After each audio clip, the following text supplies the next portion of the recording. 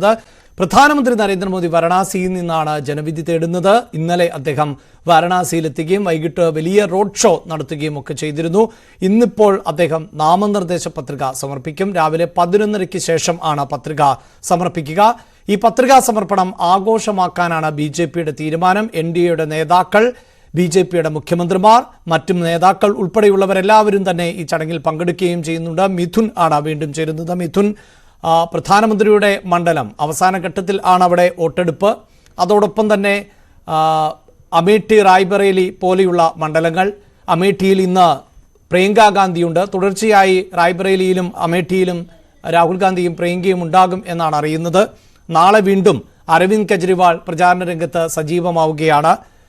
അപ്പോൾ വരും ദിവസങ്ങളിൽ, അതായത് 5ാം ഘട്ടത്തിലേക്കുള്ള ഒരുക്കം എത്രത്തോളം ശക്തമാണ്? ഇനിയിപ്പോൾ വോട്ടെടുപ്പ് 3 ഘട്ടം കൂടിയാണല്ലോ ആകെ ശേഷിക്കുന്നത്. അഭിലാഷ്, രാവിലെ 11 കൂടി പ്രധാനമന്ത്രി നരേന്ദ്രമോദി പത്രികാ സമർപ്പണത്തിനായി വരണാധികാരിക്ക് മുമ്പിലേക്ക് എത്തുമെന്നാണ് നമുക്ക് മനസ്സിലാക്കാൻ സാധിക്കുന്നത്. 11:40 കൂടി അതിന് പ്രത്യേക മുഹൂർത്തമൊക്കെ തന്നെ കുറിച്ച് നൽകിയിട്ടുണ്ട്. അതിനെ അഭിജിത്ത് മുഹൂർത്തം എന്നാണ് പറയുന്നത്. 11:40 അദ്ദേഹം പത്രിക കൈമാറുകയും ചെയ്യുന്നത്. ഇത് വലിയൊരു ശക്തി പ്രകടനമായി മാറ്റാനുള്ള ഒരു ശ്രമം തന്നെയാണ് BJPയുടെ ഭാഗത്തു നിന്നുള്ളത്. കഴിഞ്ഞ ദിവസം അദ്ദേഹം വാരണാസിയിലെത്തി റോഡ് ഷോ നടത്തിയപ്പോൾ അതിനുള്ള തെളിവ് തന്നെയാണ്. അതൊരു ഉദാഹരണം കൂടിയായി നമുക്ക് എടുത്തു പറയുകയും ചെയ്യാം. വലിയ ജനാവലിയായിരുന്നു അദ്ദേഹത്തിന്റെ റോഡ് ഷോയ്ക്കും. ഒപ്പം തന്നെ വലിയ ജനസ്വീകാര്യതയും അവിടെ ലഭ്യമാകുന്നു എന്നുള്ളത് തന്നെയാണ് ഏറ്റവും ശ്രദ്ധേയമായിട്ടുള്ള കാര്യം. അദ്ദേഹത്തിന്റെ റോഡ് ഷോയിൽ 10,000-കണക്കിന് ജനങ്ങളാണ് അണിനിരക്കുകയും ചെയ്തത്. അത്തരത്തിൽ ഇന്നത്തെ ഒരു റോഡ് ഷോ പോലെ തന്നെ അദ്ദേഹത്തിന്റെ പത്രികാ സമരം മാറ്റിയെടുക്കാനുള്ള ഒരു ശ്രമമാണ് BJPയുടെ ഭാഗത്തു നിന്നുള്ളത്. അദ്ദേഹം ഇപ്പോൾ ഉള്ളത് BLW ഗസ്റ്റ് ഹൗസിലാണുള്ളത്. നേരത്തെ തന്നെ കഴിഞ്ഞ ദിവസം തന്നെ എല്ലാ നേതാക്കളും, അതായത് BJPയുടെ മുതിർന്ന നേതാക്കളുണ്ട്, BJPയുടെ കേന്ദ്ര മന്ത്രിമാരുണ്ട്, ഒപ്പം തന്നെ 12 സംസ്ഥാനങ്ങളിലെ മുഖ്യമന്ത്രിമാരുണ്ട്, കൂടാതെ NDAയുടെ പ്രധാനപ്പെട്ട നേതാക്കളെല്ലാം തന്നെ കഴിഞ്ഞ ദിവസം തന്നെ UPയിലേക്ക് എത്തുകയും ചെയ്തിട്ടുണ്ടായിരുന്നു, വാരണാസിയിലേക്ക് എത്തുകയും ചെയ്തിട്ടുണ്ടായിരുന്നു. അവരെല്ലാം തന്നെ ഈ ഒരു നരേന്ദ്രമോദിക്കൊപ്പം പത്രികാ സമർപ്പണത്തിനായി എത്തുമെന്നുള്ളത് തന്നെയാണ്. നമുക്കറിയാം, ഈ ഒരു ഇലക്ഷനെ പ്രധാനമന്ത്രിയുടെ മോദി ഗ്യാരണ്ടി എന്ന് ഉയർത്തിക്കാണിച്ചുകൊണ്ട് തന്നെയാണ് എല്ലാ സംസ്ഥാനങ്ങളിലും നേരിടുന്നത്.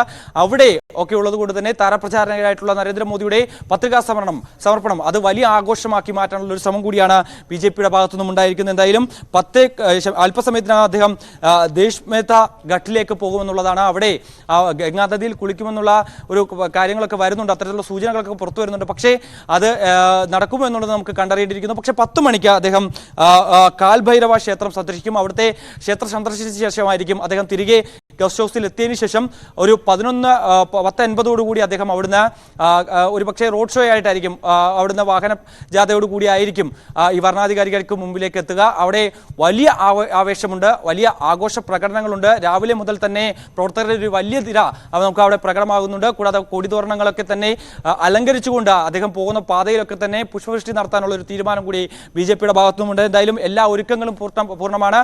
11:30 കൂടി അദ്ദേഹം അവിടെ കളക്ടറേറ്റിലേക്ക് എത്തും. 11:40 ആ മുഹൂർത്തം കുറിച്ചു കൊടുത്തിട്ടുണ്ട്. 11:40 പത്രികാ സമർപ്പണം നടത്തും. റൈറ്റ്.